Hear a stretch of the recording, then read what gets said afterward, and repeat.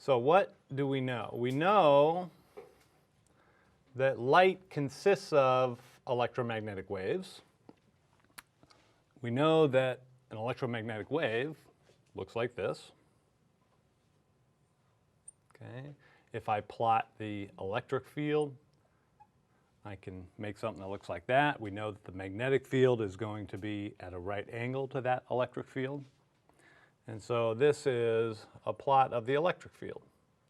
Points up, points down, points up, points down.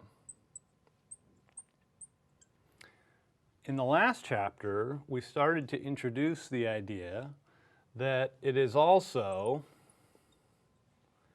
a ray. Okay? Light propagates in a straight line.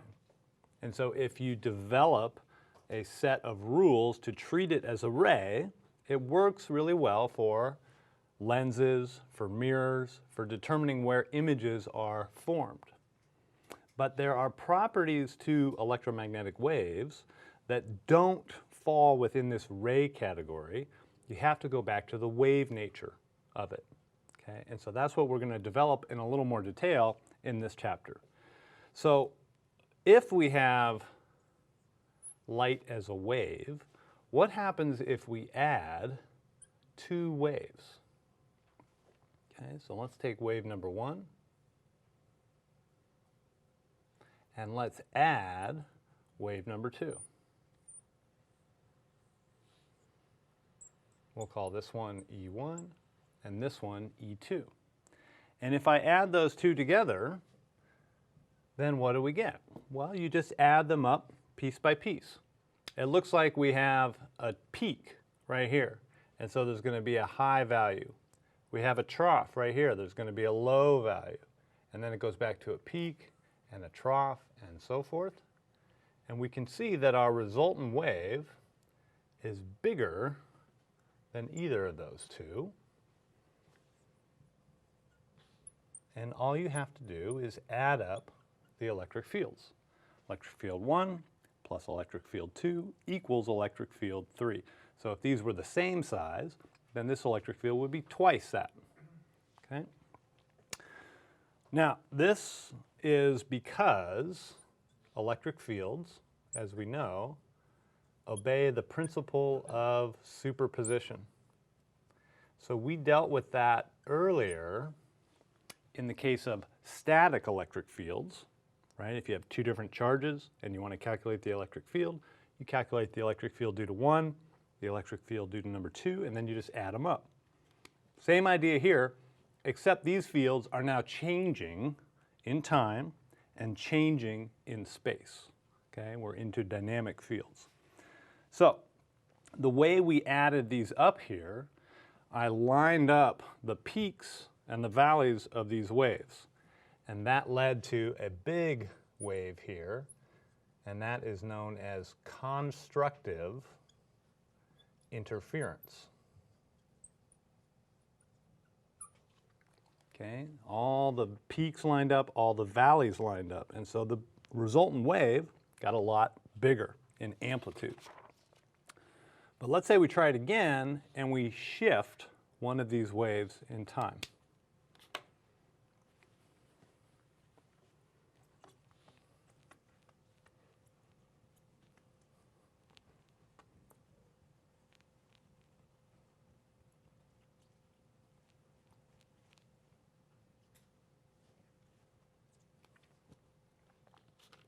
So let's make our second wave slightly shifted in time, and therefore it's going to shift so far that it's the inverse of wave number 1.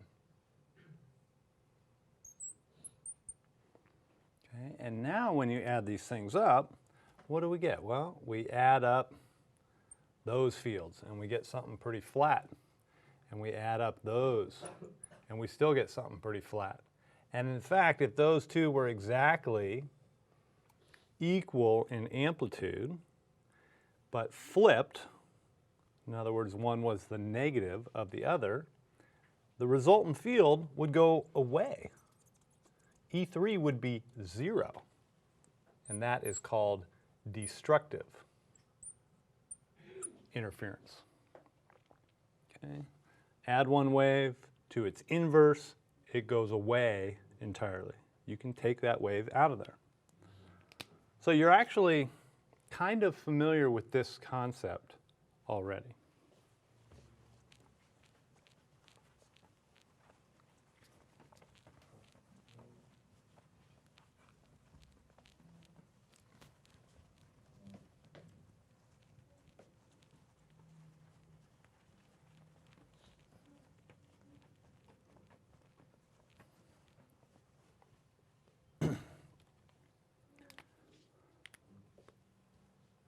Where might you be familiar with destructive interference?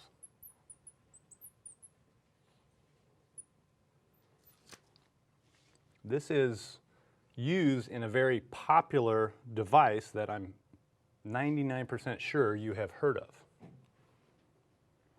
Okay, and it's not with light, but it is with sound. Anybody know what I'm talking about? Talking about noise canceling headphones.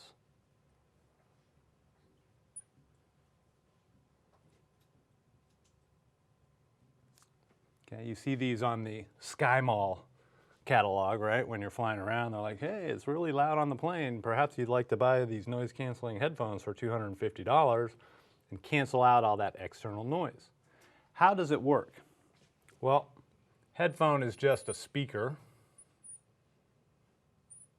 okay, that's right up next to your ear. We know what a speaker consists of. There's a coil, there's a magnet, speaker goes in and out, makes a sound wave. How does a noise canceling headphone work? Here comes some noise from the outside. Okay, that's our ambient noise. That could be the rumble of the engines of the plane. In the noise canceling headphones, they not only have a speaker, but they have a little microphone. And that mic records the ambient noise, sends it down to an amplifier, which inverts it and sends it back to the speaker. So now, coming on the other side of the speaker, what do we have? Well, you still have your ambient noise, right? Ambient noise keeps coming right on through. But you're going to add something from the speaker. It recorded that sound, it inverted the signal, and it sent it back to the speaker. And so the inverted signal looks like this, which is just what we drew a second ago. And so the resultant sound wave that you hear on the other side is nearly zero.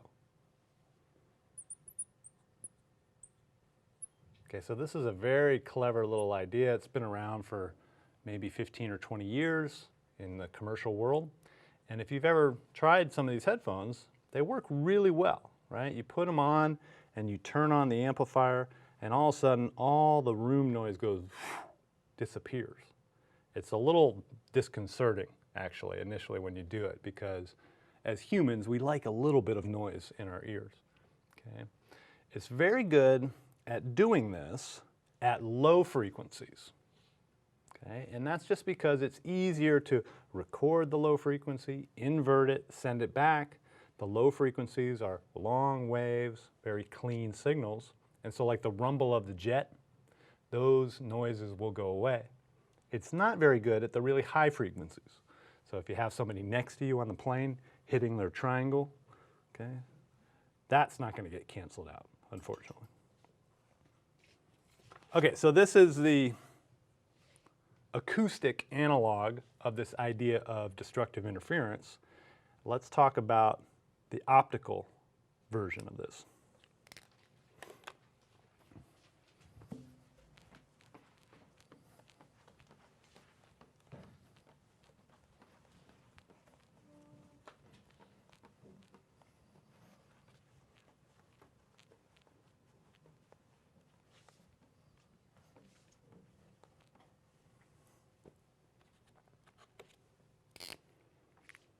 So the optical version was demonstrated in something called Young's double slit experiment.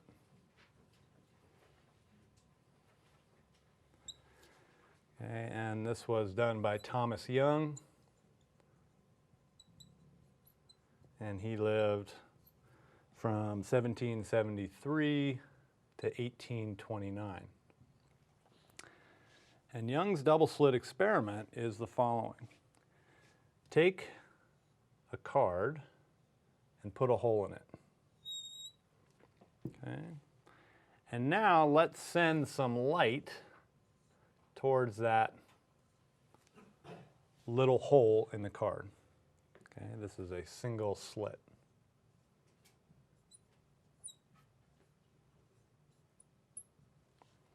He did this using sunlight that he filtered appropriately, so it behaved like a plane wave. And when you send it through this single slit, what happens is the light spreads out. Okay, and it starts to spread out, and it covers the entire screen with sunlight. So a little pinhole spreads the light out, it covers the entire screen. Okay, and so the whole screen gets illuminated. Now, that in itself is kind of cool, right? Tells us a little bit about diffraction from this thing. But the important point is he put a second hole in this screen right here. And so now it's not a single slit anymore, it's a double slit.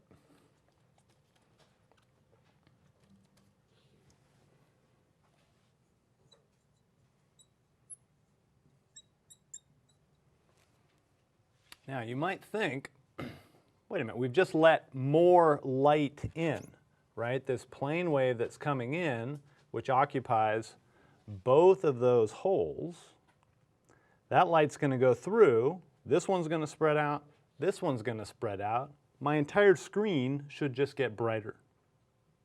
Okay? And yet something very different happened. When this one spread out and hit the screen, there were regions on the screen that certainly got a lot brighter. And if we think about the intensity in the center was very bright. But then something really weird happened. It went to 0. And then it got bright. And then it went to 0. And then it got bright. And then it went to 0. And there were these dark fringes that developed.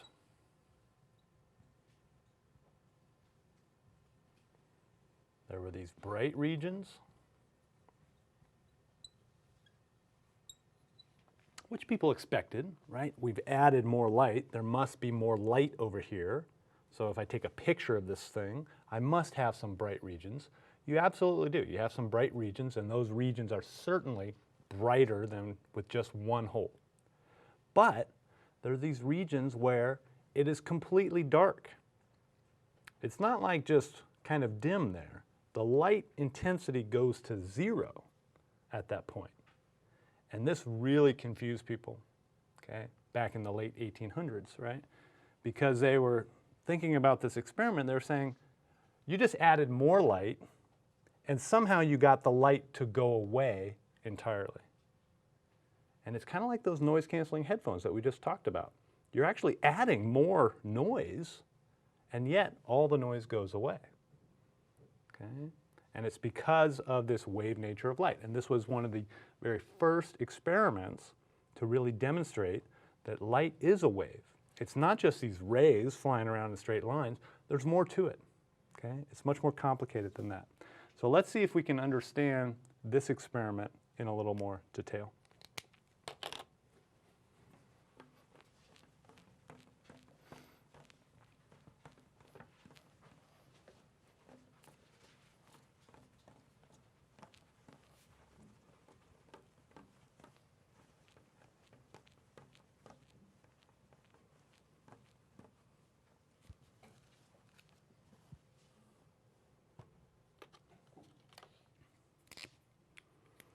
So let's just draw this portion of our picture. Here's our double slit. Here is our screen where we're going to capture our picture. And now let's think about this. There's some propagation of light from the top slit to the center of the screen, and let's call that L1. There's some propagation from the bottom slit to the screen, and let's call that L2. Okay? And if these are exactly equal, then we're in the center of the screen. Okay? And if L1 equals L2, then the wave coming from L1, which is going to look like this, is exactly in phase with the wave coming from the second slit. Okay? Got a little mushed over here on the right side, but they're supposed to be lined up in phase. And that means that we have constructive interference.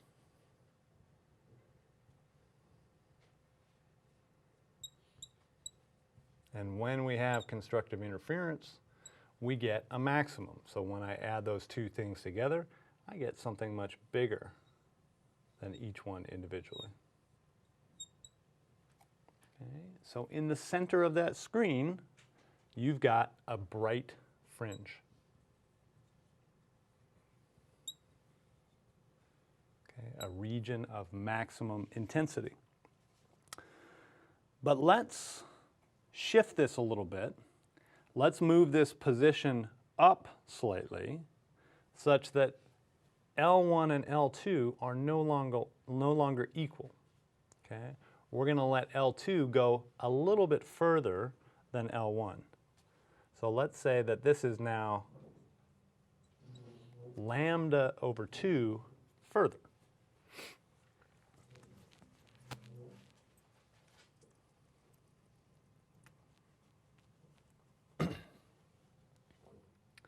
If I shift it by lambda over 2, let's see what happens. So if I shift it by lambda over 2, that wave that was looking like this now in fact gets flipped over.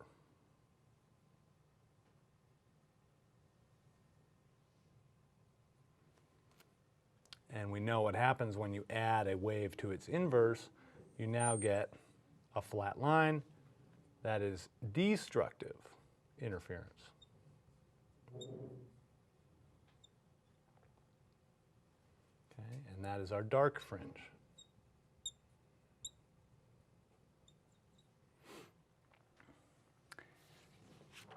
If I keep moving this position, I'm going to get bright fringes and dark fringes and bright fringes and dark fringes. For instance, if I change this from lambda over 2 to lambda, then I'm back to the constructive case because I've shifted E2 by one whole wavelength. It looks exactly like E1. So there are conditions for this geometry, and it's dependent on the wavelength. How many waves are you adding to one path versus the other?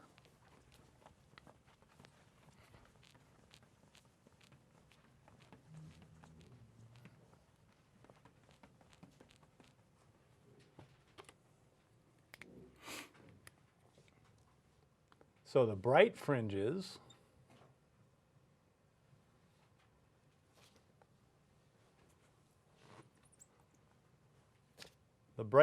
are called maxima.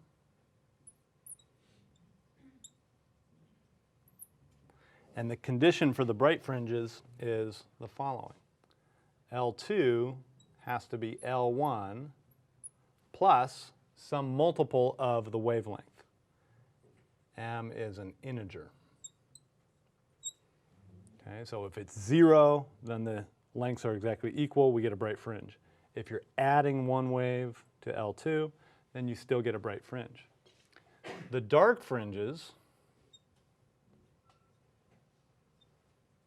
which are the minima, are when L2, you're going to add a half a wavelength, or 1.5 wavelengths, or so on, So this becomes L1 plus m plus 1/2 lambda. Okay, so again, m is an integer, 0, 1, 2, 3, and so on. But it can also be negative. Negative just means the bottom half of the screen. Okay, so let's see how this now applies to the geometry of that picture.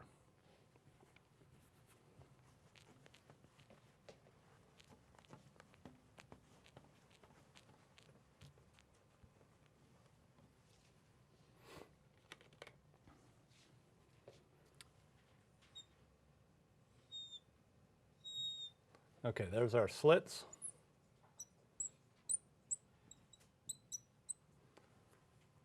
Here's our screen.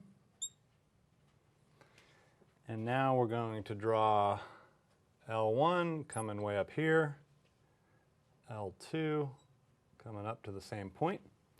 Anytime you're looking at a point on the screen, you have to worry about the fields from the first slit and the fields from the second slit, because you, of course, have to add those up. Now, if this screen is very far away, then we can say the following. There is some central angle here, theta, which is approximately the same for each of those slits. And now here's where a little bit of geometry comes into it. If this is angle theta, you might be able to convince yourself that this is also angle theta right there. If I make a right angle, and this angle is theta as well as that angle. Okay. L2 is this whole length, and it consists of this portion plus this little delta L. And the delta L here is just going to be the difference between the two, L2 minus L1. And so that little difference is what's important in the interference pattern that we're going to see on the screen. L2 minus L1 is equal to delta L. But if the distance between the slits is D, then this little side of that triangle is just D sine theta. Right? Theta's up there. This is a right angle. And so this side of the triangle is opposite the angle. So that is D sine theta. All right. What are the conditions for maxima? The conditions were L2 minus L1 had to be equal to m lambda. But we also know that L2 minus L1 is equal to delta L, which is D sine theta. And so we have this nice relationship here for maxima. D sine theta equals m lambda. If you know your slit spacing, if you know your wavelength, you can predict exactly where those maxima are going to be on the screen, what angle they're going to be at. What about the minima? The minima, we said L2 minus L1 has to be m plus a half times lambda. L2 minus L1 is still D sine theta. And so we get the equation for minima, which is the following. D sine theta equals m plus a half times lambda. Okay, this is max. This is min. This is where your dark fringes are. This is where your bright fringes are. Okay.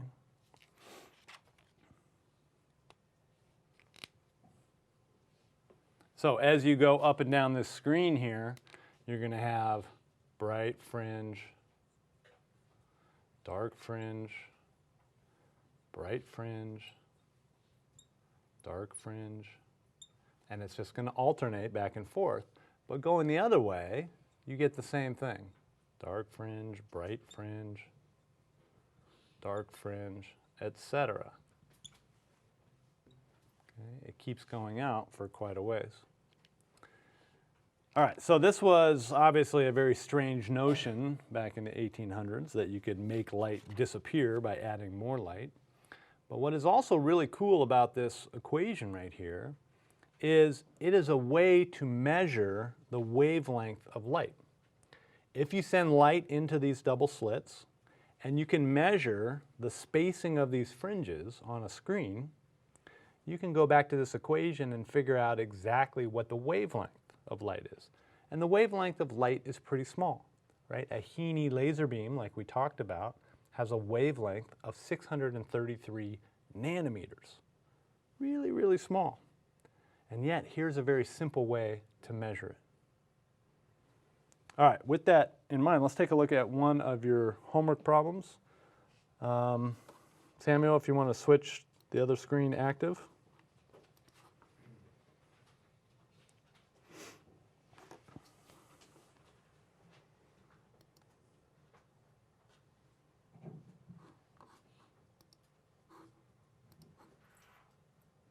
Okay, and let's just start right at the beginning. Let's look at the misconceptual question 2401.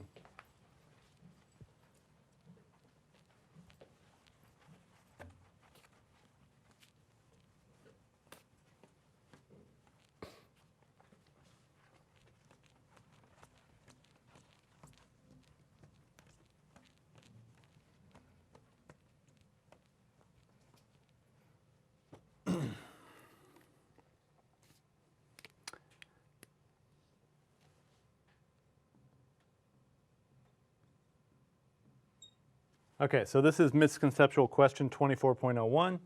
It says light passing through a double slit arrangement is viewed on a distant screen. The interference pattern observed on the screen would have the widest spaced fringes for the case of what? Okay, so let's see how this works. We've got our double slit, and now we have a distant screen. And what we know is there's going to be regions of bright and dark fringes on this distant screen. And let's draw two different colors and see if we can figure out exactly where those are. Okay? There's going to be bright fringes that look like this.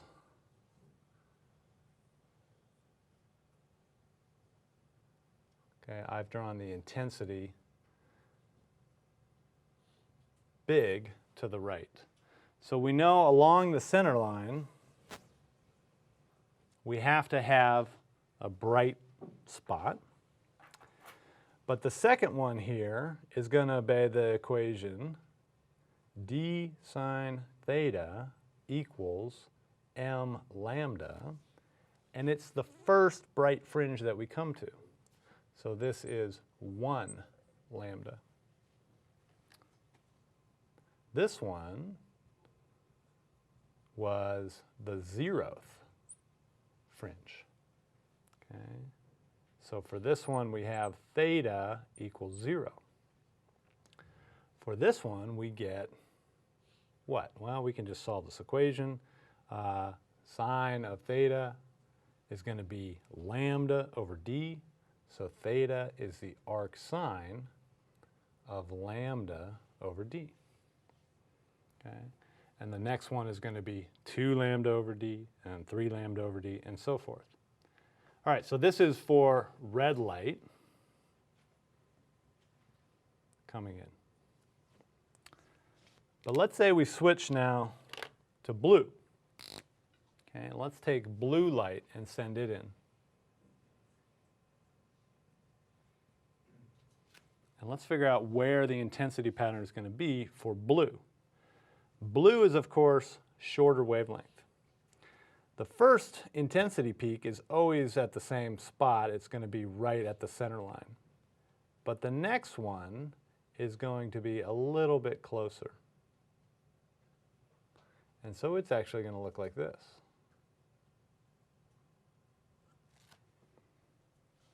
Okay. How do we know that? Well, we have the same equation. D sine theta equals m lambda equals 1 lambda. But this lambda up here was for red. This lambda down here is for blue. And so for this equation, we get theta equals the arc sine of lambda blue over d. Whereas the other one, we had lambda red over d. Now, let's make sure that that works, right? If I take the arc sine of a big number, do I get a bigger angle? Yes. Okay, you can convince yourself on your calculator, but as the argument gets bigger, the angle gets bigger. Okay? Since lambda blue is less than lambda red, this angle for blue certainly has to be less than red.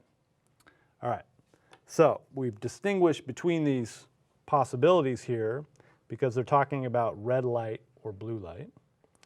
And so we know that the first one, red light and a small slit spacing, maybe will give us a wide space fringes. That seems pretty good because lambda will be big, d will be small. Let's see if we can eliminate the other ones. Blue light and a small slit spacing. That's not going to do it, right? Those things are closer together. Those fringes are closer together for the blue. Blue light and a large slit spacing. That doesn't seem very good either because d is in the denominator. So as that gets bigger, this angle in fact gets smaller. And then the last one, red light and a large slit spacing. So we're between 1 and 4, and the large slit spacing means that this number gets small. If that number gets small, theta gets small. That's not what we want. We want theta big. Remember, theta is the angle to the fringe that you're interested in. And so as theta gets bigger, the fringe spacing gets bigger. So I would say we want the first one, red light and a small slit spacing. Let's try it and see if we're right, and indeed we are correct. Okay, questions about that one? Okay.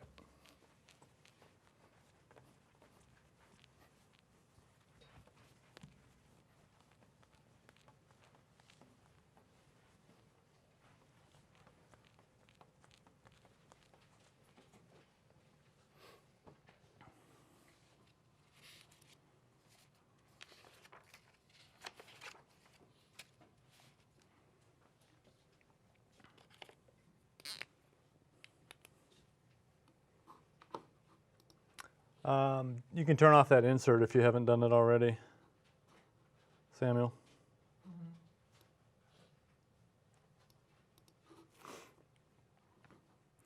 Okay, so one thing that we had mentioned last time is that electromagnetic waves in vacuum have a certain speed. And that speed is, of course, 3 times 10 to the 8th meters per second, and we call that c. But in material, they slow down a bit.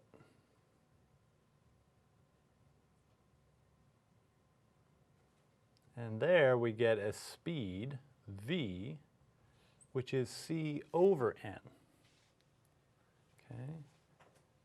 The index of refraction tells you how much that wave slows down. Okay, but we know that there is a relationship between speed and frequency and wavelength. Speed is equal to frequency times wavelength. So we have the following. C is equal to f naught times lambda naught. What's the frequency of the wave in free space? What's the wavelength of the wave in free space? Multiply those together, you get the speed of light c. But in vacuum, we have c over n. And that is lambda naught F naught divided by N, which is lambda times F. Okay. In material, we get V is equal to F times lambda. And so now the question is the following. Should we have frequency that changes? Or should we have wavelength that changes? Right? We only have one N in there, so we're going to have to change one of these things. Okay, we got to change the frequency, or we have to change the wavelength when we get into material. And believe it or not, this is a debate that is still going on today. Okay, I heard a research talk last year by people that are still trying to sort of decide which is which. But currently, the accepted notion is this one changes, this one does not. Okay.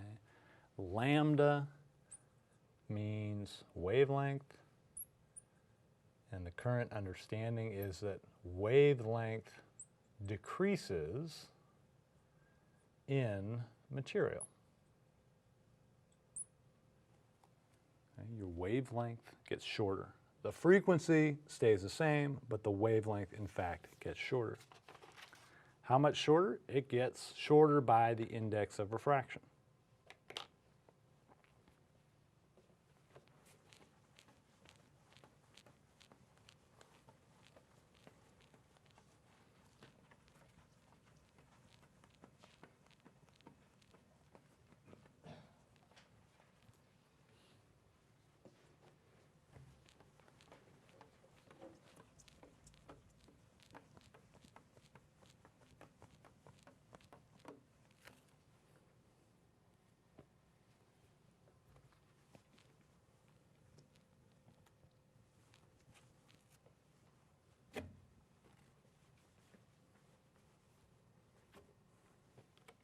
Okay, so let's try an example of figuring out the wavelength and the frequency of a Heaney laser beam.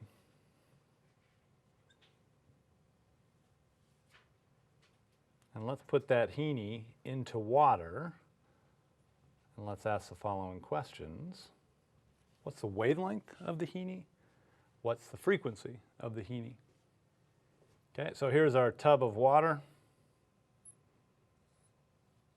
We're going to take our Heaney laser beam and we will shoot it into the water. You guys have been playing with Heaney laser beams probably in your laboratories. Anybody know what He-Ni stands for? He-Ni is helium neon. Okay? These are the gases that are in your laser. And it turns out the neon is really the important one for lasing. It's the atomic transitions of neon that lead to the particular red color of the Heaney laser. The helium is actually there just to transfer energy. Okay, so the helium bounces around really fast, hits the neon, excites it, and then it can decay and emit light. Okay, so we know what's going to happen, right? It goes in, it bends towards the normal a little bit. We know that the index of refraction of water is 1.33. And we also know that the Heaney laser has a free space frequency of around 633 nanometers. Okay. Specifically, it is 632.8. So, how do we calculate this stuff? Well, we know the following. C is lambda naught times F naught. We also know that V equals lambda times F, which is C over N, which is lambda naught F naught over N. And so now we can use this information in this last statement to calculate lambda. Like we said, lambda is the one that changes. It's just lambda naught over N. and we get 633 nanometers divided by 1.33. And if somebody has a calculator and wants to punch that in, tell me what you get. We can approximate it here. This is 633. This is a 4, a 3 up in top. And so we're going to get 3 times 633 is 1,899. And we got to divide that by 4. 1899 over 4. That's pretty close to 2,000 over 4, which would be 500, except we got to subtract a little bit. So I'm going to say that it is 475. Anybody get a strict answer on that one? Anybody bring their calculator? 475.9. 475.9? Okay, so our guess I'd say was pretty good. 475.9 for the wavelength. What about the frequency? Well, the frequency doesn't change. The frequency is exactly the same in the material as it is out in free space. And so the frequency is just going to be given by this equation right here. It is c over lambda naught. And we know those numbers. C is 3 times 10 to the 8 meters per second. Lambda naught we gave you 633 nanometers. Okay, and now you got to be a little bit careful about nano. Remember, nano is 10 to the minus 9. So if you punch that into your calculator, tell me what you get. I'll double check here.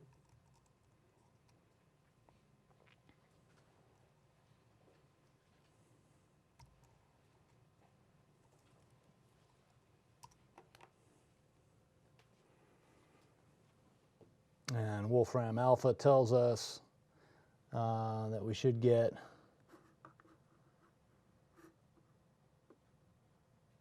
4.74 times 10 to the 14, and the units are per second, which is hertz. Is that what you guys got when you punched into your calculator?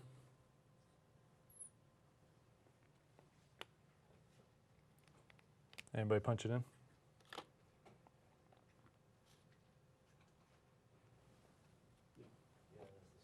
Okay, good. So that's how you calculate the frequency and the wavelength of electromagnetic waves in material. Okay, it's the wavelength that changes, frequency stays the same.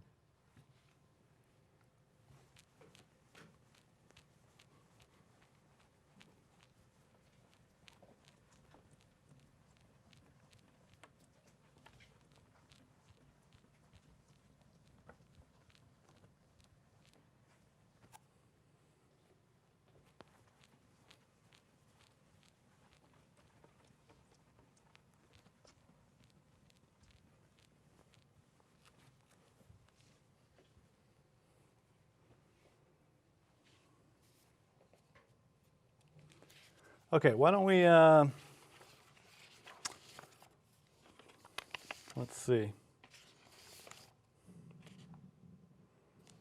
Why don't we talk about just one more thing, and then we're going to break for today. So let's talk about thin films. And to understand thin films, we need to first understand this idea of phase changes on reflection.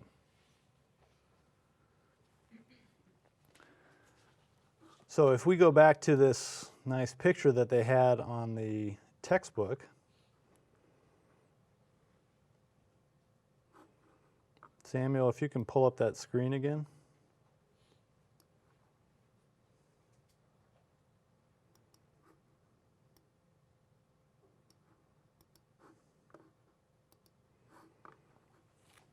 Can you guys see that over there?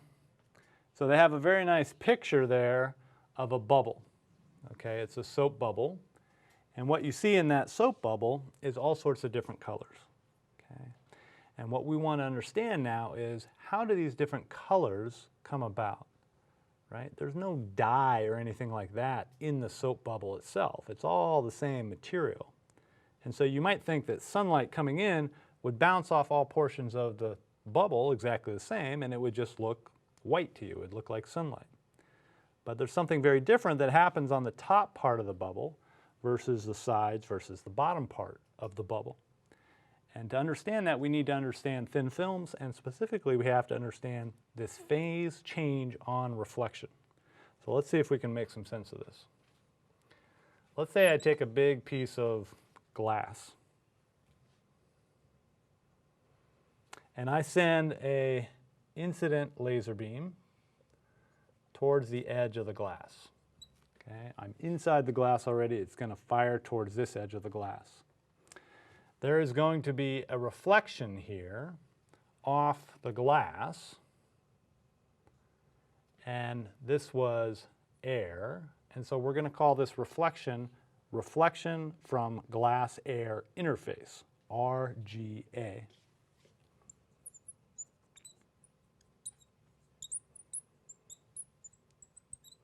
The reflection that happens when you're trying to go from glass to air. Okay, but we know that some of that light's going to keep propagating right on through. So let's put a second chunk of glass right here. And there is some light that keeps going through, and there is some more light that keeps going through. But when this light hits this interface, it reflects again. And so there is R sub AG, which is reflection from air to glass.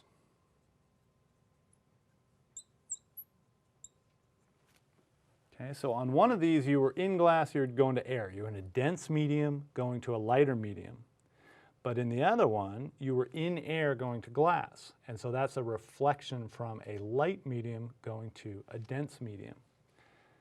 But let's put these glass blocks together.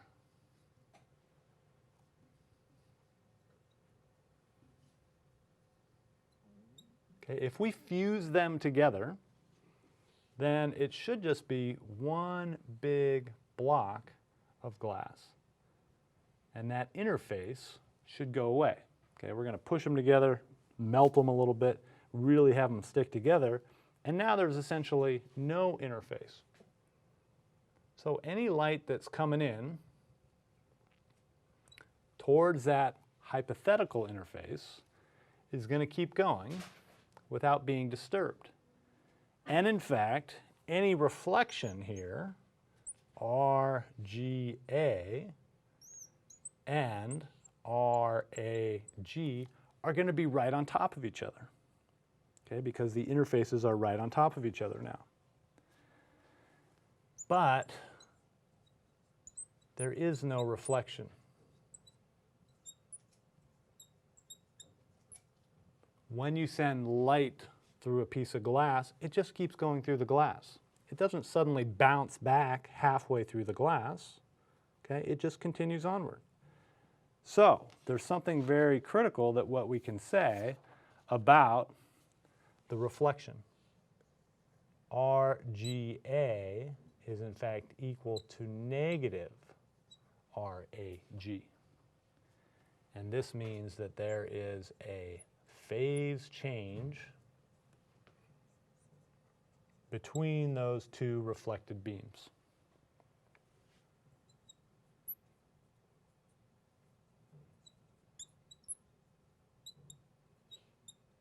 Okay, when you go from high density to low density material versus low density to high density, there is a phase change. There is a 180-degree flip of your field. Any field that was a cosine becomes a negative cosine. And that way, when you add these up, you're going to get zero. You will, in fact, get zero reflection. All right, let's see if we can spell that out with regards to these thin films and these soap bubbles.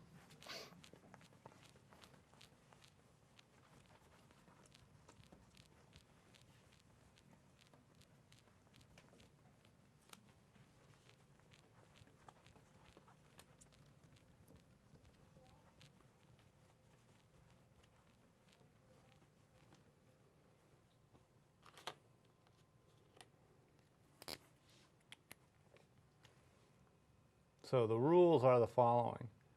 When you go from a low index to a high index, you need to shift the wave by 180 degrees, which is the same as half a wavelength. When you go from high index to low index, there is no shift of the wave.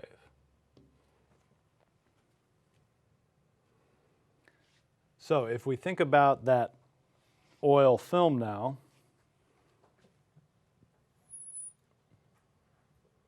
here's a thin film, okay? And let's put it on a piece of glass. And now when we have a wave coming in, what's going to happen? Well, some of it's just going to keep going right on through. But some of it's going to be reflected. And some of that light that went right on through is also going to be reflected. And when it comes back, it can be exactly out of phase with the first. Okay. And these are the two fields that are reflected.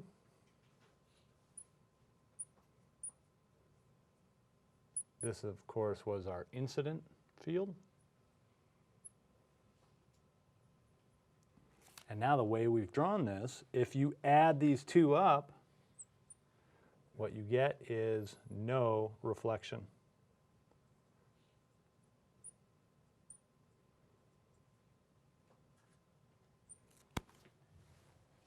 Okay, and it's because the way these indices, the index of the film, the index of the glass, add up, you get these phase shifts between these two reflections. You get a phase shift here that is going from low index to high index, shifts it by lambda over 2. You get a phase shift here that is going to have no shift at all, okay? And so the condition for this is the following. The reflection equals 0 if the following is true. And we need to give this film a little bit of thickness.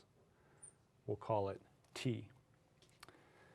If 2T plus the wavelength inside the film divided by 2 is equal to m plus a half times lambda in the film. And this is our destructive interference condition. Okay, that's where that m plus a half comes from. Okay, well, we can take this lambda film by 2 and cancel it with this lambda film by 2. And so we just get 2t is equal to m times lambda in this thin film, or t is m times lambda in the film divided by 2.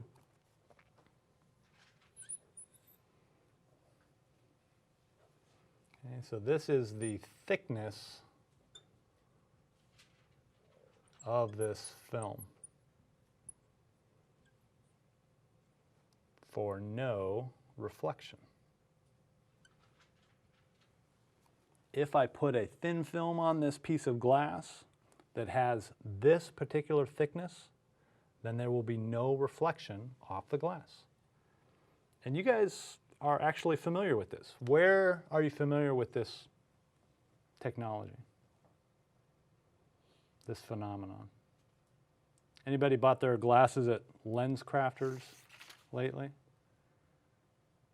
Okay, when you go buy your eyeglasses, what they say is, oh, here's your prescription, right? That tells you what the focal length of your lens is, and we'll put it in the frames and we're going to charge you $100. But if you want this special coating, we're going to charge you $200. What is that special coating that they're talking about? It's called an anti-reflection coating.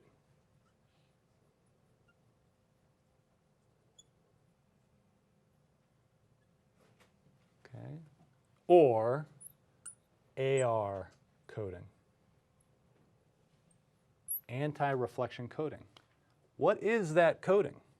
It is a piece of plastic on top of your glasses.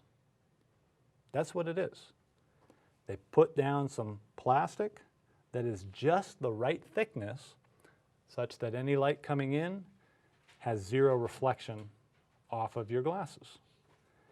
Okay, these are also called anti-sort of glare because it works from the backside too. So when you have these glasses on, you don't pick up a lot of reflection coming this way and distracting your eyes.